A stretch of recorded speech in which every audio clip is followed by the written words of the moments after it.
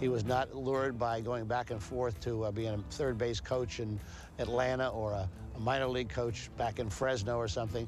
He was content to run a college baseball program and build it from the ground up and work with young men. It all just fit well for him. This was just what he was put on earth for, and he recognized it early enough and just stuck with it and proved successful. My career was based on passion and the fact that I didn't want to work. I had a lot of bad jobs when I was a kid, picking fruit and cutting grass and delivering papers, and that was work.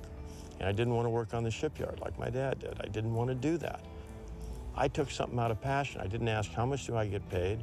Is there any job security? What is it involved? I went for it because I loved it. But I found out later it wasn't the game that I loved. It was the people involved with the game and the relationships and the experiences.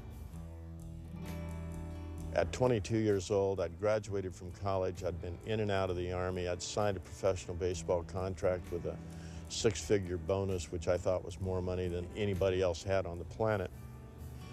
I was aspiring to be a professional baseball player, but that wasn't my ultimate goal. I wanted to be a coach.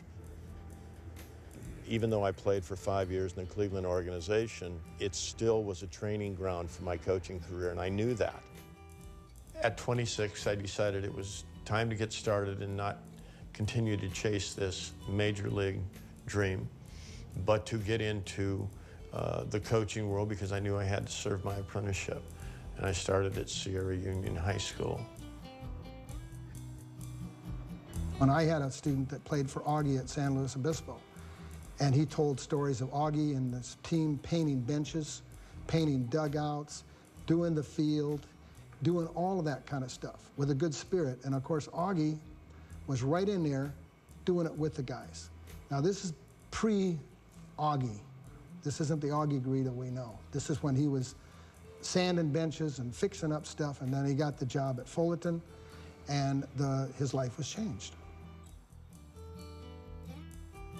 Fullerton was 12-44 the year before I took over. But they were right in the heartbeat of where baseball is in Southern California. Bedroom communities of over 3 million people, all of them playing baseball from the time they could pitch, throw, run, and hit, and outdoor weather conducive to it being a year-round sport. So the recruiting became a reality, and the player pool was there. Now, how to get them into that program was a different challenge, but it starts there. You know, if you're going fishing, you want to go, I think you want to go where the fish are. We got the players, for the most part, that were overlooked by the big schools. Stanford, UCLA, USC at the time was a power. Arizona State, Arizona, all the schools would come into Orange County. They'd go through and take the top layer of players out after Major League Baseball. And then we'd kind of get the guy that wasn't quite so tall, wasn't quite so fast, and didn't throw quite so hard as a pitcher. But what you get in that person is a person that has been that way for a long time. And he's watched the tall, fast, handsome, rich kids have everything. And they've hated it. And they hate it because baseball's their passion, and these guys have everything they don't have. But what they get from it, unknowingly, is they get the spirit, and they get the fight, and they get the competitiveness, and these other guys don't. It was probably the lowest budget in Division I in the nation.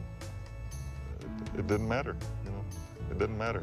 He found a bunch of guys that believed in themselves and believed in him. We had no facilities. The facilities were basically a physical education playground with no electricity, no locker rooms, no stands, just a chance to play ball. We had a chance to play ball. He came into my office and introduced himself. He said, "You the equipment manager?" I said, "I am." He said, "I'd like to look at our uniforms." I said, "Okay." Well, the previous coach we had some gray felt uniforms. He looks at me and says, "Burn them." And I said, "Pardon me, Coach?" He said, "Burn them." I said, "We don't have any other uniforms." He said, "Burn them." I said, "Okay." He said, "We don't have a budget either." He said, "Burn them." I said, "Okay." So we packed them up in a bag and took them to the dumpster. And he went down and told the athletic director, we don't have any uniforms. He said, yeah, we have some uniforms. No, we don't have any uniforms. We just burned those.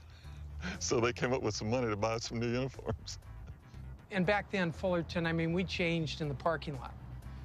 No seats at all, except a couple of bleachers, and that was our locker room.